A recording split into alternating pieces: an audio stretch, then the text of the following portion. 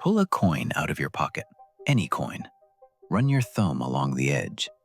Feel those tiny ridges running all the way around. Now ask yourself, why are they there? They're not decoration. They're not there to help you grip it. Those ridges are the solution to one of the most widespread financial crimes in human history. A crime so damaging it threatened to collapse the entire British economy. And the man who finally stopped it wasn't a banker, wasn't a politician. It was Isaac Newton, the same man who described gravity. The ridges on your coins are his legacy. Let's go back to where this started. For most of human history, coins weren't just tokens of value, they were value. A gold coin contained actual gold. A silver coin contained actual silver. The coin's worth came from the metal inside it. And that created a problem.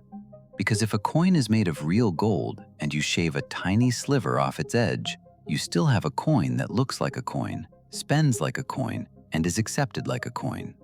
But now you also have gold dust in your pocket. This crime was called coin clipping, and it was everywhere. Traders, merchants, even well-respected members of society were doing it. You'd clip a little from each coin, collect the shavings, melt them down, and sell the metal. Completely undetectable, until the ridges. The damage this caused was enormous. As more and more coins were clipped, they got lighter. Merchants started weighing coins instead of counting them, because counting meant nothing. Trust in money began to collapse. By the late 1600s in England, it was estimated that the average coin in circulation had lost nearly half its original weight through clipping. Half. The economy was being quietly hollowed out, one tiny sliver at a time. The government's response was severe. Coin clipping was declared high treason.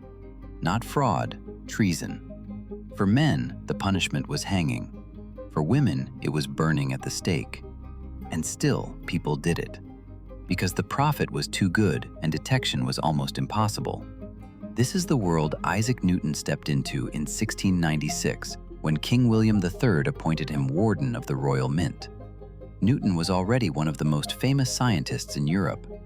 But this job wasn't about science, it was about saving the currency.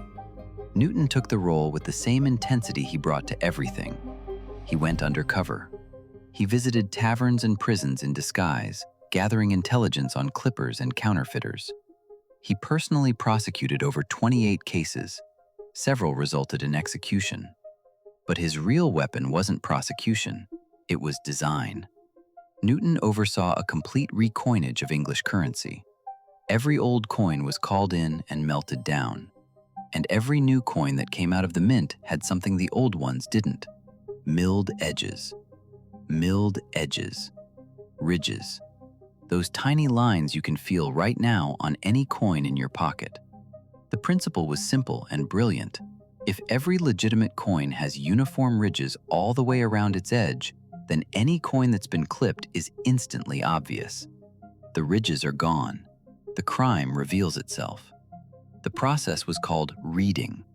Coins were struck between dies that pressed ridges into the edge at the exact moment of minting. Every ridge identical, every spacing precise. It was the first time in history that the edge of a coin was treated as a security feature, not an afterthought. Coin clipping collapsed almost immediately. Not because the punishments got harsher, they were already death. It collapsed because the crime became impossible to hide. You cannot clip a reeded coin without leaving evidence that anyone can see and feel in seconds. Now, here's where the story gets interesting for the modern world. Today's coins contain almost no precious metal. A British pound coin is mostly nickel and brass. A 50-pence piece is steel. There is nothing worth shaving off. So why do they still have ridges? Partly tradition. Partly because ridges now serve a second purpose: identification by touch. The number and pattern of ridges is different on every denomination. A 50-pence has 7 sides and a different edge pattern to a 10-pence.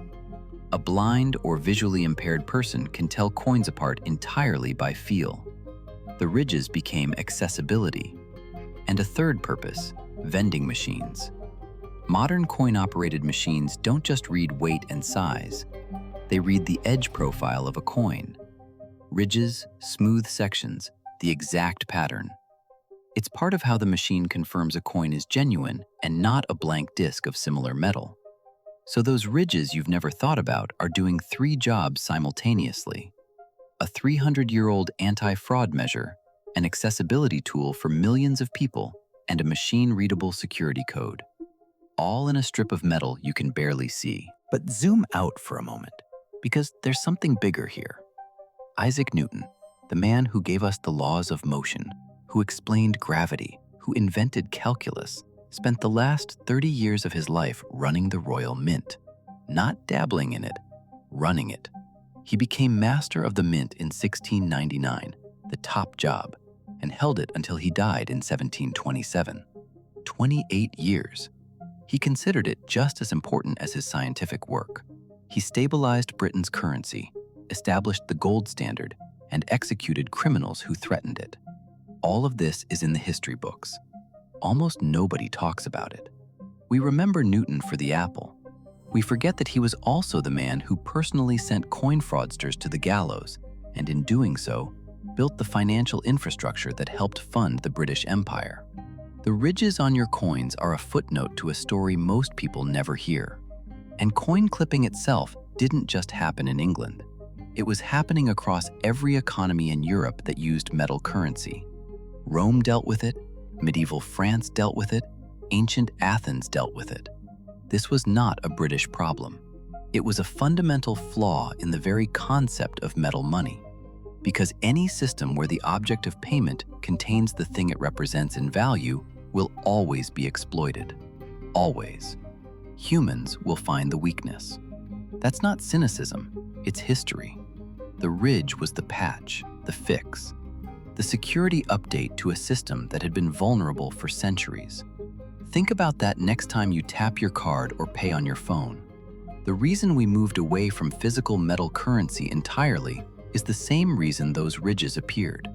Because anything you can hold, you can manipulate. Digital money has its own vulnerabilities, but shaving the edge isn't one of them. So the next time someone hands you change and a coin rolls across the counter, pick it up. Feel the edge. Those ridges took hundreds of years of economic fraud, government crisis, and one of history's greatest scientific minds to produce. They are a piece of engineering that outlasted the problem they were built to solve. A solution so effective, so elegant, that we still use it, even when it's no longer strictly necessary. Because sometimes the best design becomes invisible. It becomes normal. It becomes just the way things are, until someone asks why. That's what we do here at AIA Explained. Every day, one ordinary thing, one question most people never think to ask, and one answer that changes how you see the world around you. Subscribe, and you'll never look at the ordinary the same way again. Tomorrow, why does your supermarket put the bread and milk at opposite ends of the store, as far apart as possible from each other? The answer is a deliberate psychological system designed to extract money from you. And it works on almost everyone, almost every time. You walk in for 2 things, you leave with 10. That's not an accident. Tomorrow, we explain exactly how it's done and how to beat it. Subscribe so you don't miss it.